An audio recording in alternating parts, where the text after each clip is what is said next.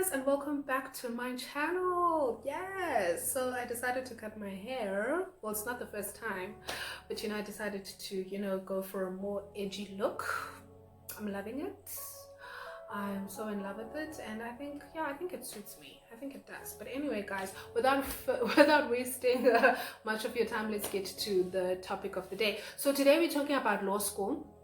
Generally, my experiences, my journey, tips on how you can cope with law school if you intend on going, or if you have attended law school, please leave a comment below to assist others on how to cope with this journey.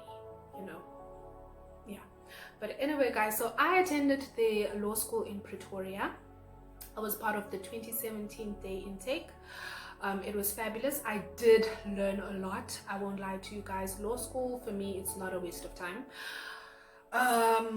But yeah, I did learn, and it was hectic. So generally, you apply online. I don't know how you do it now, but I applied online in the year 2016, and I didn't get a response from Pretoria. So I applied in Durban. They rejected me. I applied in Johannesburg. They still wanted my further particulars and all of those things, and I don't know if I received a response from them ever since, but I did send them because they wanted to find out where will I stay, who will I live with, will I have my own transportation to come to school and all those things. But anyway, after I replied to them, I didn't get a response back. Or did they reject me? I don't know. But I went to Pretoria, and it was so funny, guys, because I had packed my belongings. Everything was packed. It was as if I was going to register and the following day go to class and all that. Like, I was ready, yet I did not receive a response. So I went to Pretoria. I think it was the 3rd of January. Yes, I was there. So I went straight to the administrator. I was like, hey dude, I applied, I didn't get a response, so I don't know if I'm actually taken or not, so please tell me what's happening. And he told me that they actually did respond to me in December already, advising me that my application was successful. They posted that letter, but somehow it didn't get to me. So I was like, okay, fantastic, let me pay the deposit. I paid, I think it was 6,000 rands deposit, deposit towards the fees. And yeah, the following day it was class, guys. Like, I had to start my classes. But yeah, so that was my experience with the applications. And then number 2, the class attendance. We were plus minus 40, if I'm not mistaken, in the classroom. And what was so nice about Pretoria was the diversity of it all. So I'm a Xhosa speaking person. We had your Zulu speaking individuals, Pedi, Venda, Tsonga, English, Afrikaans. So it was my first time being exposed to such a diverse culture, or diverse whatever have you, because where I was before, in Tata, it's just your Xhosa speaking people and your Zulus. Even in high school, you had your English, Afrikaans, Xhosa, and Zulus. Basically, that was it. Some Sotho speaking people, but Pretoria, I got exposed to your Venda, Tsonga, all those cultures. Fantastic. I made great friends. Like, I still communicate with the people I went to law school with. Yeah, so that was the best part. And I belong to firm G. Yeah, so in firm G, it was the 5 of us. It was Pilasande, Ngudo, Libogang, Samkelisiwe, and myself. We were the best. We did not have any firm groups. I know, guys, when you are in law school and they divide you into groups, you'll find that your personalities are going to clash with other members of the firm, and basically others, they really can't take it and they want to exchange, go to another firm. But we didn't have that drama. No, we were not of that drama. We were cool. We were the best.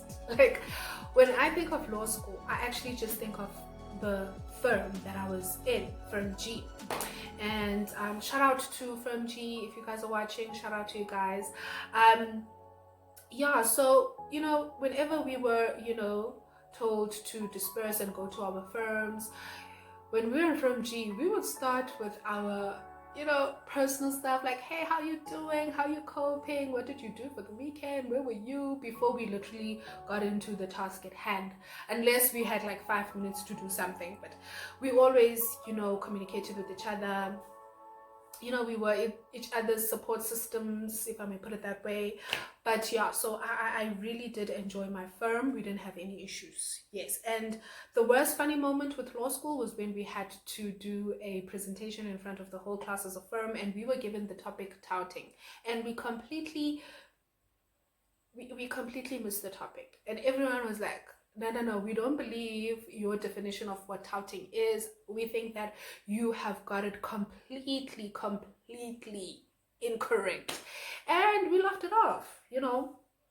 We laughed it off at the end of the day, and we were like, but other groups, guys, it was hectic with other groups. Things were personal, but with my group everything was just fine. And our principal director, Ursula Knott, she passed away, may her soul rest in peace, but she was our director there. And our administrator was Ali Haji. So shout out if you are in Pretoria and Ali is still there. So guys, yes, that was my experience. But let me get to the issue at hand, the modules. Okay, so you get your very difficult modules and you get your very easy ones where you can cope. With my experience, I failed high court practice, FBE, and also commercial litigation. Now let me tell you the story. Okay, with high court, it was like 80% of the classroom failed high court the first time. And I think everyone actually in the country, like, there was a high rate of people failing high court practice, and we had to rewrite. And the second time we rewrote, obviously I passed that. Commercial litigation, the first time, there's a whole lot of drama with the commercial litigation, but anyway, I failed the first time, and then the second time they told me I failed and I had to rewrite, and I said no, I actually want remarking because I believe I passed that module, which indeed I did. I passed. FBE. Now let me tell you about the FBE. It's forms of business enterprises, your sole proprietor, partnership, companies, private, public, closed corporations, and all of that. It's out of 25 marks. I don't know now how much it is out of, but do not take it for granted. Do not take a FBE for granted. It showed as flames. But funny enough, my colleagues in East London also had the same thing. They failed, even in Durban. There were just struggles with forms of business enterprises.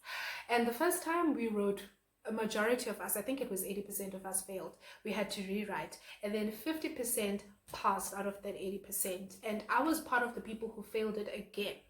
Now, we had serious issues with FBE, but they were addressed, and I had to appeal. So there's a process where you appeal, because you are actually not supposed to fail law school or fail any modules, because you are in that semester, and if you completely failed, you have to redo everything the following year or with the second intake. So I had to appeal, and then on appeal, my appeal was successful, so I had to write it now for the last time. Last time. And I was already working by then. I had this fabulous internship at the offices of the FAYS Ombudsman, so I was working there, and I was studying and learning at the same time. I mean, studying and working, and I passed it 89% on appeal, and I got my attendance certificate. So with law school, it's not your formal graduation ceremony where you will wear your gown and your hat.